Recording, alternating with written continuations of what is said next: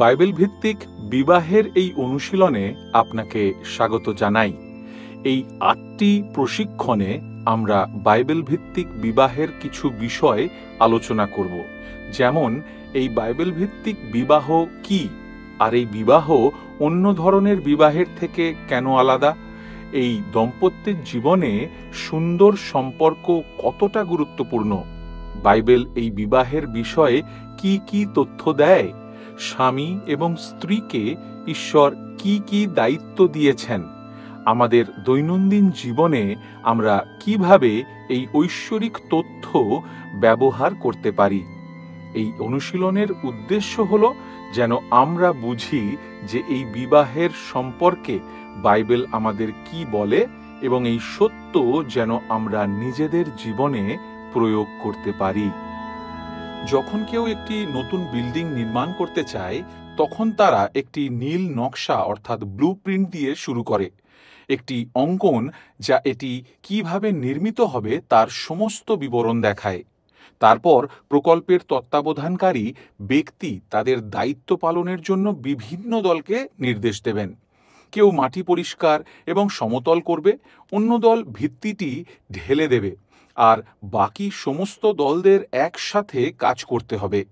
দেয়াল তৈরি করা, ছাদ তৈরি করা, অভ্যন্তরীণ কক্ষগুলি শেষ করা, নদীর গভীরতা নির্ণয় স্থাপন করা, বিদ্যুৎ ইত্যাদি। আমরা এই মডিউল জুড়ে দেখেছি ঈশ্বর বাইবেল ভিত্তিক পরিবারগুলি তৈরি করেন। তিনি শাস্ত্রে নীল নকশা প্রদান করেন এবং তিনি বাড়ির বিভিন্ন সদস্যকে তাদের নিজ নিজ দায়িত্ব পালনের নির্দেশ দেন। প্রভুর নেতৃত্বে একসঙ্গে কাজ করা অপরিহার্য। যখন স্বামী বা স্ত্রী ঈশ্বরের পরিকল্পনা থেকে বিদায় নেয়, তখন বিবাহে অনৈক্য দেখা দেয় এবং পরিবার বাধাগ্রস্ত হয়। অতএব এটি গুরুত্বপূর্ণ যে ধার্মিক দাম্পতিরা বিভিন্ন বিপদের প্রতি সজাগ থাকে, যা সেই ঐক্যকে ব্যাহত করতে পারে এবং প্রভু ও তাঁর বাক্য অনুসরণে একসঙ্গে কাজ করে। আমরা আগের বক্তৃতায় যেমন উল্লেখ করেছি, বৈবাহিক ঐক্যের জন্য যত ধরনের হুমকি রয়েছে তত ধরনের পাপও রয়েছে। আর প্রভুর সাথে আমাদের সম্পর্কের মধ্যে এবং অন্যদের সাথে আমাদের সম্পর্কের মধ্যে আমরা দেখতে পাই যে পাপ দূর করে এবং সুসমাচারের অনুগ্রহ আকর্ষণ করে। তাই এই শেষ দুটি অধ্যায়নে আমরা আমাদের মনোযোগ কেন্দ্রীভূত করছি সেই ক্ষেত্রগুলিতে যা প্রায়শই একতা বজায় রাখার জন্য চ্যালেঞ্জ বা প্রতিকূলের সম্মুখীন হয়ে থাকে। আপনাকে অবশ্যই এই ক্ষেত্রগুলিকে আমাদের এখানে আলোচনা করার সময় থেকে আরও পুঙ্খানুপুঙ্খভাবে অধ্যয়ন করতে হবে। তবে আমরা কিছু গুরুত্বপূর্ণ বিন্দু সরবরাহ করতে চাই যা আপনাকে বিবাহে একতা অনুসরণ করতে সহায়তা করবে। কেন আর্থিক বিষয়গুলি প্রায়শই বিবাহের ক্ষেত্রে অনৈক্যের কারণ হয়? অর্থ সম্বন্ধে বাইবেল কি শিক্ষা দেয়? কিভাবে স্বামী এবং স্ত্রী এই এলাকায় প্রভুর বাক্য অনুসরণ করে একতা গড়ে তুলতে পারে? বিবাহের মধ্যে শারীরিক সম্পর্কের কি বলা হয়েছে? ঈশ্বর এটির জন্য কোন স্থান নির্ধারণ করেন? এবং বিবাহের এই দিকটি কিভাবে ঈশ্বরের মহিমার জন্য ব্যবহার করা যেতে পারে? এই চূড়ান্ত বক্তৃতায় আমরা আরও দুটি ক্ষেত্র বিবেচনা করব যা প্রায়শই একটি বাইবেলের বিবাহে ঐক্যের জন্য চ্যালেঞ্জ উপস্থাপন করে। প্রথমত অর্থ এবং তারপরে দ্বিতীয়ত যৌন সম্পর্ক। তাই সবার আগে আর্থিক ক্ষেত্রে বৈবাহিক ঐক্য গড়ে তোলার দিকে দৃষ্টি নিবদ্ধ করা যাক। এই সংক্ষিপ্ত রূপরেখাটি যা আমরা আলোচনা করতে যাচ্ছি তা অবশ্যই এই বিষয়ের একটি ব্যাপক বিবেচনার উদ্দেশ্যে পূরণ করে না, তবে আশা করি এটি স্বামী এবং স্ত্রীদের জন্য আলোচনার কিছু দিক সরবরাহ করবে। আপনি নিশ্চয়ই বুঝতে পেরেছেন। আমি নিশ্চিত আপনার নিজের যত্ন এবং আপনার ব্যক্তিত্ব আর আপনার ব্যক্তিগত শক্তি এবং দুর্বলতাগুলি পারিবারিক আর্থিক বিষয়ে আপনার প্রত্যাশা নির্ধারণে ভূমিকা রাখবে। কিছু পরিস্থিতিতে স্বামী এবং স্ত্রীরা একেবারে ভিন্ন পটভূমি থেকে আসে। কিন্তু আপনাকে অবশ্যই অর্থব্যবস্থাকে একতা অনুসরণের আরেকটি উপায় হিসাবে ব্যবহার করতে হবে। আপনাকে একই দলে একসাথে কাজ করতে হবে এবং আর্থিক চ্যালেঞ্জ মোকাবিলায় আপনার নিজ নিজ শক্তিতে অবদান রাখতে হবে। এই প্রসঙ্গে একতা অর্জনের জন্য আমরা এই বক্তৃতাগুলিতে আলোচনা করেছি। এমন অন্যান্য নীতিগুলি আপনাকে প্রয়োগ করতে হবে। সুতরাং আসুন অর্থ এবং তত্ত্বাবধানকারীদের জন্য বাইবেলের দৃষ্টিভঙ্গি নিয়ে চিন্তা করে শুরু করি। উদাহরণস্বরূপ, ঈশ্বর এবং অর্থের মধ্যে সম্পর্ক কি? বাইবেল বলে যে আমাদের সমস্ত সম্পত্তি প্রভুর এবং আমাদের সম্পদ অর্জনের ক্ষমতা প্রভুর কাছ থেকে আসে। তাই পৃথিবী প্রভুর এবং এর পূর্ণতাও গীতসংহিতা 24 অধ্যায়ের 1 অনুসারে। তিনি সহস্র সহস্র পর্বতের পশুর মালিক। আর আপনি লক্ষ্য করবেন উদাহরণস্বরূপ প্রথম বংশাবলী 29 অধ্যায়ের 11 থেকে 12তে যে প্রভু তাঁর লোকেদের বলেন যে তিনি যিনি সম্পদ দেন বা আটকে রাখেন।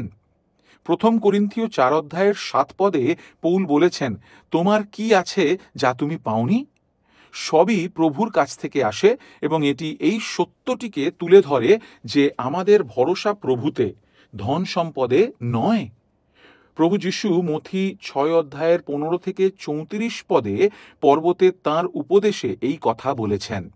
পৌল এটি সম্বোধন করে যখন তিনি লেখেন প্রথম তিমথি 6 অধ্যায়ের 17 এবং 19 পদে। আর আপনি 16 অধ্যায়ের 3 হিতোপদেশে এই পদটিও দেখতে পারেন। এর বেশ কয়েকটি উদাহরণ এই পুস্তকেও দেখা যায়। তাই আমাদের ভরসা ধন সম্পদের উপর নয়, বরং প্রভুর উপর। আর ঈশ্বর আমাদের যা দেন তার বিশ্বস্ত অধ্যক্ষ হবে উনি। এটি প্রভুর কাছ থেকে আমাদের দেওয়া হয়েছে, তাঁর মহিমা এবং তাঁর সম্মানের জন্য ব্যবহার করতে হবে। সম্পদ কখনোই নিজের মধ্যে শেষ হয়ে যাওয়া উচিত নয়, বরং প্রভু যীশু খ্রিস্টের রাজ্যকে অগ্রসর করার একটি উপায়, বা তাঁর লোকেদের জন্য তাঁর সেবা করার জন্য একটি উপযুক্ত অংশ। আর এটি সেই বিষয়ে ব্যবহৃত হতে হবে। আপনি হিতোপদেশ 15 অধ্যায়ের 16 এবং উপদেশক 2 অধ্যায়ের 10 থেকে 11 দেখতে পারেন। তাই আমরা ঈশ্বর এবং অর্থের সম্পর্ক বিবেচনা করেছি। আমাদের পরিবার এবং অর্থের সম্পর্কও বিবেচনা করা উচিত। আমরা জানি যে বাইবেল শিক্ষা দেয় যে স্বামী তার পরিবারের জন্য ঈশ্বরের কাছে দায়বদ্ধ। প্রথম তিমথি 5 অধ্যায়ের 8 বলে, কিন্তু কেহ যদি আপনার সম্পর্কীয় লোকেদের বিশেষত নিজ পরিজনগণের জন্য চিন্তা না করে, তাহা হইলে সে বিশ্বাস অস্বীকার করিয়াছে এবং অবিশ্বাসী অপেক্ষা অধম হইয়াছে। আপনি ইফিসীয় 5 অধ্যায়ের 29 পদে এর সাথে একটি তুলনা করতে পারেন। ঈশ্বর আমাদের কঠোর পরিশ্রম করতে এবং আমাদের প্রয়োজন মেটানোর জন্য আমাদের যে উপহার দিয়েছেন তা ব্যবহার করতে শেখান। এটি পুরাতন নিয়মের সত্য। হিতোপদেশ 13 অধ্যায়ের 11 এবং নতুন নিয়মে পৌলের নির্দেশাবলীতে প্রথম থিসলনিকীয় 4 অধ্যায়ের 10 থেকে 12 পদে দেখা যায়। সন্তুষ্টি অবশ্যই একটি খ্রিস্টীয় সদ্গুণ। তাই প্রথম তিমথিতে প্রেরিত পৌল বলেছেন যে সন্তুষ্টির সঙ্গে ঈশ্বর ভয়শীলতা মহান লাভ। আর ফিলিপিও 4 অধ্যায়ের 11 থেকে 13তে তিনি বর্ণনা করেছেন যে তিনি কিভাবে জানতেন অভাব বেশি না থাকা, দরিদ্র হওয়া এবং প্রাচুর্য থাকা, আরও সম্পদ থাকা কেমন তা তিনি জানতেন। কিন্তু তিনি এই সিদ্ধান্তে পৌঁছেছেন যে এই সমস্ত পরিস্থিতিতে তাকে সন্তুষ্টি শিখতে হয়েছিল। সুতরাং সন্তুষ্ট থাকা এমন একটি জিনিস যা অধ্যয়ন করতে হবে, এটিকে অনুশীলন করতে হবে। এটি একটি অনুগ্রহ যা আমরা পবিত্র আত্মার সাহায্যে বৃদ্ধি পেতে পাই এবং এটি আরেকটি খ্রিস্টীয় গুণের সাথে ঘনিষ্ঠভাবে যুক্ত, যথা উদারতা। খ্রিস্টীয় বিশ্বাসীরা উদার মানুষ। কেন? কারণ এটি সুসমাচারে স্বয়ং ঈশ্বরকে প্রতিফলিত করে। প্রভুর সমস্ত চিত্র তার লোকেদের কাছে আসলে তা হলো তার লোকেদের উপর লোভ দেখানো, তার লোকেদের উপর উপহার দেওয়ার, তার লোকেদের জন্য প্রচুর পরিমাণে সরবরাহ করা। আর তাই সুসমাচারে ঈশ্বরের ছবি এমন একটি যা উদারতাকে তুলে ধরে। আর সেই জন্য খ্রিস্টীয় বিশ্বাসীরা যারা সেই সুসমাচারের ক্ষমতার অধীনে আনিত হয়, একইভাবে উদারতার ফল বহন করে। এই বিষয়ে হিতোপদেশ 11 অধ্যায়ের 24 এবং 25 সহায়ক। সেই সাথে ইফিসীয় 4 অধ্যায়ের 28 পদও দেখুন। ঠিক আছে, এই সমস্ত পটভূমি আমাদের অর্থের ক্ষেত্রে আমাদের অগ্রাধিকার কি হওয়া উচিত তা নিয়ে ভাবতে প্রস্তুত করে। আমরা লক্ষ্য করি, প্রথমত আমাদের অর্থের অংশ প্রথমে প্রভুকে দিতে হবে। এটি অনেক জায়গায় দেখা যায়। হিতোপদেশ 3 অধ্যায়ের 9 থেকে 10 এবং মালাখি 3 অধ্যায়ের 8 থেকে 12 উদাহরণ হতে পারে। আমরা লক্ষ্য করেছি যে প্রভু আসলে আমাদের যা কিছু আছে তার মালিক, এবং আমরা তাকে আমাদের শ্রমের প্রথম ফল দেওয়ার মাধ্যমে একটি বাস্তব উপায়ে প্রকাশ করি। প্রজ্ঞা আমাদের টাকা দিয়ে পরিকল্পনা করতে শেখায়। আমাদের এলোমেলো হওয়া উচিত নয়, তবে আমাদের চিন্তাশীল হতে হবে এবং শাস্ত্র যা বলে তা অনুসরণ করতে হবে। লুক 14 অধ্যায়ের 28 এবং হিতোপদেশ 27 অধ্যায়ের 23 থেকে 24 সহায়ক। এর মধ্যে রয়েছে উদাহরণস্বরূপ ধার্মিক পরিবারগুলি যেখানে সম্ভব অর্থ সঞ্চয় করার জন্য যথাসাধ্য চেষ্টা করেছে, এবং কেবল অর্থ ব্যয় করার জন্য নয়। হিতোপদেশ পুস্তক বলে একজন বিচক্ষণ ব্যক্তি অসুবিধাগুলি দেখেন এবং নিজেকে প্রস্তুত করেন। আর তাই প্রভুর লোকেরা যেমন তারা সক্ষম সঞ্চয় করার চেষ্টা করে এবং কেবল তাদের যা আছে তা নষ্ট বা ব্যয় করে না। ঋণ যে সমস্যাগুলো নিয়ে আসে তা থেকে আমাদের বিশেষভাবে সতর্ক থাকতে হবে। হিতোপদেশ 22 অধ্যায়ের 7 আমাদের বলে যে ঋণ গ্রহীতা ঋণদাতার দাস, এবং রোমিও 13 অধ্যায়ের 8 বলে যে আমরা কাউকে কোনো কিছুর ঋণই করি না। আর তাই বিশেষত ভোক্তা ঋণের সাথে আসতে পারে এমন সমস্যাগুলি সম্পর্কে আমাদের অন্তত সচেতন থাকতে হবে। গুরুত্বপূর্ণ আর্থিক সিদ্ধান্তের ক্ষেত্রেও আমাদের ঈশ্বরীয় পরামর্শ পেতে শিখতে হবে। এটি প্রজ্ঞার একটি নীতি। আমাদের উচিত 2-3 জন, সম্ভবত প্রয়োজনে আরও অনেক বেশি মানুষের যারা জ্ঞানী এবং যারা ধার্মিক, যারা ঈশ্বরের বাক্য জানে, যখন আমরা কঠিন সিদ্ধান্তে পৌঁছাই তখন আমাদের পরামর্শ দেওয়ার জন্য। আবার হিতোপদেশ আমাদের এই সম্পর্কে অনেক কিছু বলে। 15 অধ্যায়ের 22, 19 অধ্যায়ের 20 এবং 20 অধ্যায়ের 18 পদ। তবে বিষয়টির মূলে যেতে হবে।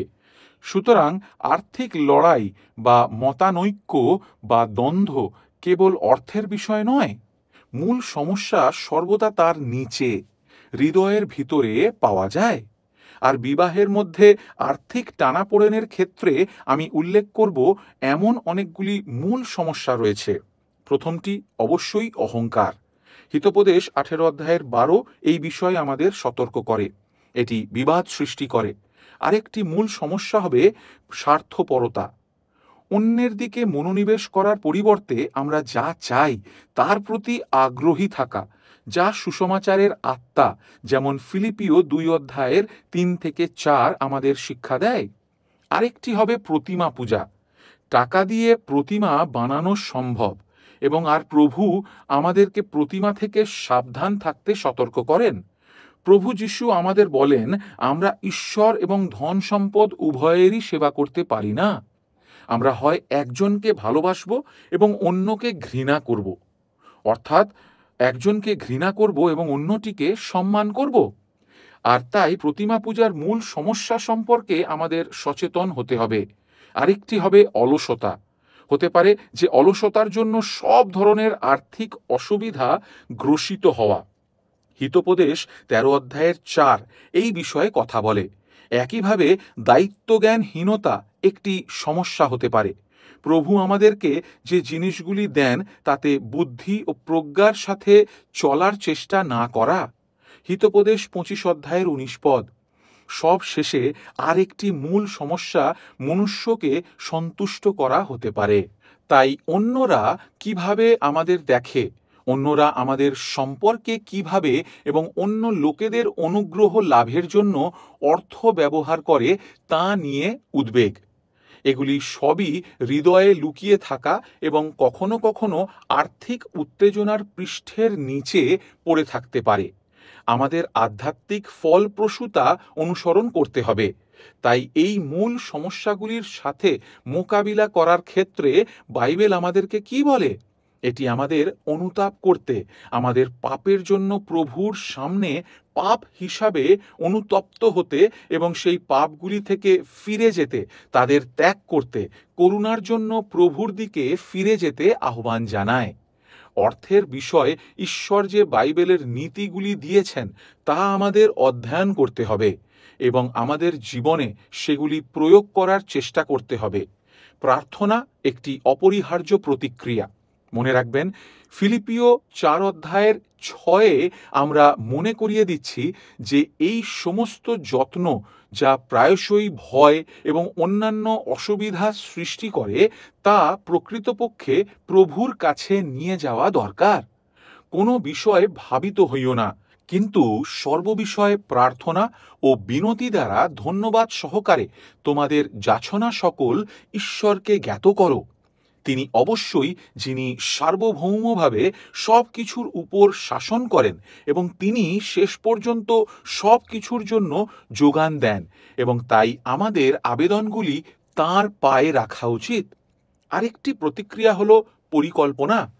হিতোপদেশ 6:8 সলোমন আমাদেরকে পিঁপড়ার উদাহরণের দিকে নির্দেশ করেছেন, একটি ক্ষুদ্রতম প্রাণী, কিন্তু তিনি সেখানে আমাদেরকে অধ্যাবসায় এবং পরিকল্পনার দৃষ্টান্ত হিসেবে নির্দেশ করেছেন। পরবর্তীতে হিতোপদেশ 27:23-24 বলে, তুমি আপন মেষপালের অবস্থা জানিয়া লও, আপন পশুপালে মনোযোগ করো, কেননা ধন চিরস্থায়ী নয়। মুকুট কি পুরুষানুক্রমে থাকে? পুরাতন নিয়মে তারা একটি কৃষি নির্ভর সমাজ ছিল এবং তাই তাদের সম্পদ মূলত তাদের গবাদি পশুর মধ্যে আবদ্ধ ছিল। আর তাই আপনার পালের অবস্থা জানার জন্য অধ্যাবসায়ী হওয়া আসলে আপনার আর্থিক পরিস্থিতি বোঝা বা জানার উপায় ছিল। আমাদের অলস না হওয়ার প্রচেষ্টার জন্য আহ্বান করা হয়েছে। তীরন্দাজিতে আপনি যদি আপনার ধনুক এবং তীর লক্ষ্যে লক্ষ্য না করেন তবে আপনি সম্ভবত লক্ষ্যকে আঘাত করতে পারবেন না। একইভাবে স্বামী এবং স্ত্রীদের আর্থিক লক্ষ্যগুলি স্থাপন করতে হবে যা শাস্ত্র থেকে নেওয়া হয়েছে, এবং তারপর তাদের বিবেচনা করে কিভাবে সেই লক্ষ্যগুলিতে পৌঁছানো যায় সে সম্পর্কে আগে থেকেই একটি পরিকল্পনা তৈরি করতে হবে। উদাহরণস্বরূপ, আপনার আয় এবং আপনার ব্যয় উভয়ই। এই সবই আমাদের অর্থ দিয়ে ঈশ্বরকে মহিমান্বিত করার আকাঙ্ক্ষার বুদ্ধি প্রতিফলিত করে। পরিকল্পনা করার অর্থ হল আমাদের সিদ্ধান্তগুলিকে শাস্ত্র আমাদের যা শিক্ষা দেয় তার সাথে সামঞ্জস্য করার চেষ্টা করা। দ্বিতীয় যে ক্ষেত্রটি আমরা বিবেচনা করব তা হল যৌন সম্পর্কের মধ্যে বৈবাহিক ঐক্য গড়ে তোলা। বাইবেল বিবাহের এই দিক সম্পর্কে আমাদের অকপট এবং সহায়ক নির্দেশনা দেয়। মণ্ডলীর মধ্যে জনসমক্ষে এই এলাকায় সম্বোধন করার জন্য বাইবেলের বিচক্ষণতা প্রয়োজন, কিন্তু লোক পাপে আসক্ত এবং বাইবেলের মর্যাদার অভাব রয়েছে। এই ধরনের আলোচনা বিকৃত এবং অবমাননাকর হতে পারে। এই কারণেই পৌল আমাদের সতর্ক করেছেন মন্দ সম্পর্কেও কথা না বলার জন্য। উদাহরণস্বরূপ ইফিসীয় 5:12 গোপনে যে কর্ম করে, কিন্তু অন্যদিকে কেউ কেউ এই বিষয়টিকে পুরোপুরি এড়িয়ে যেতে প্রলুব্ধ হতে পারে এবং এতে বাইবেলের বিশ্বস্ততার অভাব থাকতে পারে। মনে রাখবেন যে পুরো বিধান, যেটিতে অন্তরঙ্গ বিষয়ের বিষয়বস্তু রয়েছে, পুরাতন নিয়মের সময় পুরুষ, মহিলা এবং শিশুদের পুরো মণ্ডলীর সামনে পঠিত হয়েছিল। একই কথা বলা যেতে পারে শাস্ত্রের বাকি অংশ সম্পর্কে, যার মধ্যে প্রেরিত পৌলের পত্রগুলিও রয়েছে, যা সমগ্র মণ্ডলীর কাছে প্রকাশ্যে পাঠ করা হয়েছিল। বাইবেল যা শিক্ষা দেয় তা প্রতিটি প্রজন্মেরই প্রয়োজন।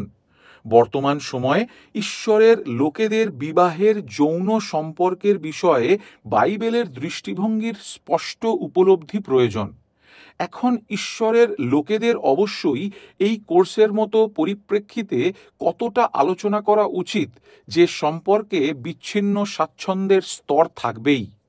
তাই এই বাইবেলের ভারসাম্য বজায় রাখার চেষ্টা করার সময় আমি কেবল বাইবেলের শিক্ষার সংক্ষিপ্ত সার চেষ্টা করব এই বক্তৃতায়, এবং আমাদের প্রথমে বৈবাহিক ঘনিষ্ঠতার পবিত্রতা দিয়ে শুরু করা উচিত। বাইবেল অনুসারে একটি ঈশ্বর ভয়শীল বিবাহে এটি একটি পবিত্র বিষয়। এটি ঈশ্বরের দ্বারা নির্ধারিত এবং পরিকল্পিত, আর প্রকৃতপক্ষে তার নির্ধারিত পরামিতিগুলির মধ্যে বজায় রাখলে তাকে মহিমান্বিত করে এবং খুশি করে। আপনি আদিপুস্তক 2 অধ্যায়ের 24 থেকে 25-এ বাইবেলের শুরুতে এটি দেখতে পাবেন। এই কারণ মনুষ্য আপন পিতা মাতাকে ত্যাগ করিয়া আপন স্ত্রীতে আসক্ত হইবে এবং তাহারা একাঙ্গ হইবে। এই সময় আদম ও তাহার স্ত্রী উভয়ে উলঙ্গ থাকিতেন, আর তাহাদের লজ্জা বোধ ছিল না। নতুন নিয়মের পুস্তকে ইব্রিয় 13 অধ্যায়ের 4 বলে, সকলের মধ্যে বিবাহ আদরণীয় ও সেই শয্যা বিমল হোক। তাই এটি এমন কিছু যা ঈশ্বর প্রদত্ত, ঈশ্বরের গৌরব করার জন্য ঈশ্বরের দ্বারা পরিকল্পিত। প্রকৃতপক্ষে ঈশ্বর বলেছেন যে দৃষ্টিভঙ্গি বৈবাহিক ঘনিষ্ঠতা নিষিদ্ধ করে, তা আসলে ভূতদের একটি শিক্ষা। আপনি এটি 1 তিমথি 4 অধ্যায়ের 1 এবং 3 পদে পড়বেন, আর আপনি রোমান ক্যাথলিক চার্চে এর একটি উদাহরণও পাবেন। যৌন অভিজ্ঞতার সাথে সংযুক্ত সব কিছু অবশ্যই বিবাহের সম্পর্কের মধ্যে সীমাবদ্ধ থাকতে হবে।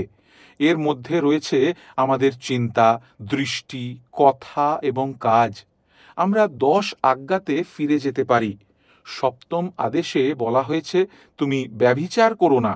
আর তারপরে আপনি যখন নতুন নিয়মে আসেন, যিশু মথি লিখিত সুসমাচার 5 অধ্যায়ের 27 থেকে 30 পদে বলেছেন যে তুমি যদি এমন কাউকে দেখো যে তোমার স্ত্রী নয়, তাহলে তুমি নিজ হৃদয়ে ব্যভিচার করার জন্য দোষী।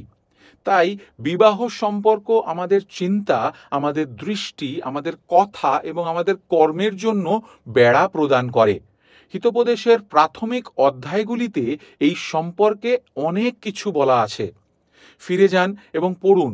উদাহরণস্বরূপ হিতোপদেশ 2 অধ্যায়ের 16 থেকে 19, তারপরে 5 অধ্যায়ের 1 থেকে 14 এবং 20 থেকে 23, বা 6 অধ্যায়ের 20 পদ থেকে 7 অধ্যায়ের 27 পদ পর্যন্ত। সত্যি এই প্রথম 7টি অধ্যায় এই বাইবেলের নীতি সম্পর্কে আমাদের শেখানোর জন্য একটি মহান চুক্তি প্রদান করে। উপরন্তু সমস্ত ধরনের যৌন বিকৃতি ঈশ্বরের মূল নকশা লঙ্ঘন করে, এমনকি বিবাহের মধ্যেও, আর তাই এটি অবৈধ। আত্মনিয়ন্ত্রণ হল বিবাহের আগে বিবাহের সম্পর্ককে বৈশিষ্ট্যযুক্ত করে। উদাহরণস্বরূপ শাস্ত্র ইঙ্গিত করে যে অন্তরঙ্গ স্নেহ করা স্পষ্টভাবে বৈধ নয়, এবং বিবাহের পরে স্বামী ও স্ত্রীর মধ্যে সীমাবদ্ধ থাকা উচিত। এর একটি উদাহরণ হবে হিতোপদেশ 5 অধ্যায়ের 17 এবং এর পরবর্তী পদগুলি। এই সমস্ত কিছুর মধ্যে আমাদের মনে রাখা দরকার যে পার্থিব বিবাহ একটি স্বর্গীয় বিবাহের দিকে ইঙ্গিত করে, এবং এর অর্থ হল যে বিবাহের পার্থিব সমাপ্তি সত্যিই একটি পূর্বসূরি বা স্বর্গীয় সমাপ্তির একটি নির্দেশক, যা আমরা প্রকাশিত বাক্য 21-এ পড়েছি। দাম্পত্য সম্পর্কের মধ্যে প্রকাশিত আনন্দের চূড়ান্ততা নিছক একটি ক্ষুদ্র ইঙ্গিত, যা মহান আধ্যাত্মিকতার ইঙ্গিত দেয়, যা আসন্ন স্বর্গে ঈশ্বরের সাথে যোগাযোগে বিশ্বাসীরা উপভোগ করবে। প্রভু মহিমায় তাঁর লোকেদের জন্য যা প্রস্তুত করেছেন তার তুলনায় এই জগতের সবচেয়ে বড় আনন্দগুলি ফ্যাকাশে হয়ে যায়। আর এই কারণেই উদাহরণস্বরূপ একজন ব্যক্তি যাকে অবিবাহিত জীবনের জন্য আহ্বান করা হয়, সে আসলে দীর্ঘমেয়াদে উল্লেখযোগ্য কিছু হাতছাড়া করে না। কারণ যদি বিশ্বাসী হয়, স্বর্গের মহিমা এবং প্রভু যীশু খ্রিস্টের উপস্থিতিতে যে আনন্দ পাওয়া যায়, তার থেকে অনেক বড় এবং অনেক বেশি উদার কিছু পাবে। আমরা সলোমনের গীতের বইতেও দেখতে পাই, যা দাম্পত্য প্রেমের বর্ণনায় পূর্ণ, যা বৈবাহিক ঘনিষ্ঠতার পবিত্রতাকে আরও প্রতিষ্ঠিত করে। সেই বইটির উদ্দেশ্য হল খ্রিস্ট এবং তার মণ্ডলীর মধ্যে সম্পর্ককে বোঝানো। সেই বইটির পুরো বিষয়বস্তু হল খ্রিস্ট এবং খ্রিস্টানের সম্পর্কের একটি বর্ণনা, এবং তবুও যে দাম্পত্য চিত্র ব্যবহার করা হয়েছে তা বৈবাহিক ঘনিষ্ঠতার পবিত্রতাকে শক্তিশালী করে। এটি আমাদের যৌন সম্পর্কের মধ্যে ঐক্য বিবেচনায় নিয়ে আসে। শারীরিক ঘনিষ্ঠতা একটি অভ্যন্তরীণ বাস্তবতার একটি বাস্তব অভিব্যক্তি হওয়া উচিত। অন্য কথায়, দৈহিক ঐক্য বিবাহে প্রকৃত ব্যক্তিগত আধ্যাত্মিক ঐক্যের প্রকাশ হওয়া উচিত। আমি মনে করি এই বিষয়টির মূলে লুকিয়ে আছে যখন আমরা আদিপুস্তক 2-এর সঙ্গে পৌল ইফিসীয়তে 5-এ যা বলেছেন তার সাথে তুলনা করি। যখন কোনো দম্পতি তাদের সম্পর্কের মধ্যে ঐক্য ছাড়াই যৌন সম্পর্কে লিপ্ত হয়, তখন তারা মূলত মিথ্যা বলে। যখন সত্যিকারের ঐক্য থাকে, তখন যৌন সম্পর্ক আরও বেশি অর্থপূর্ণ এবং আনন্দ নিয়ে আসে। বাস্তবে এর অর্থ হল, বৈবাহিক ঘনিষ্ঠতার পূর্বে এক দম্পতির যে কোনো অসামান্য দ্বন্দ্বের সমাধান করা উচিত। এটিকে অনৈক্য ঢাকতে একটি উপায় হিসাবে ব্যবহার করার পরিবর্তে যৌন সম্পর্কের বেশিরভাগ সমস্যা সম্ভবত শরীরবৃত্তীয় সমস্যাগুলি ছাড়াও প্রকৃতপক্ষে ঘনিষ্ঠতার পরিবর্তে বিবাহের মধ্যে অনৈক্যের অন্যান্য ক্ষেত্রগুলির সাথে সম্পর্কিত। এই কারণেই বৈবাহিক ঘনিষ্ঠতায় প্রকাশ করা ঐক্য বজায় রাখার জন্য দ্বন্দ্বগুলিকে অবশ্যই বাইবেলের মাধ্যমে সমাধান করতে হবে। আপনি যখন প্রথম বিবাহিত হন, তখন বিবাহের এই দিকটিতে খোলামেলা যোগাযোগের নিদর্শন স্থাপন করা অপরিহার্য।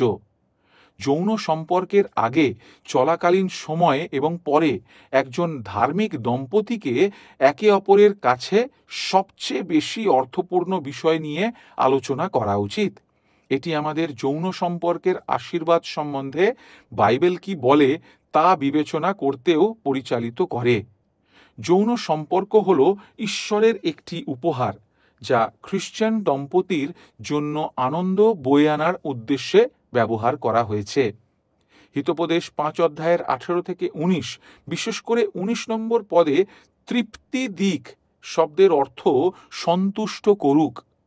পৌল বলেছেন যে বিশেষ পরিস্থিতিতে যৌন সম্পর্ক থেকে বিরত থাকা উচিত।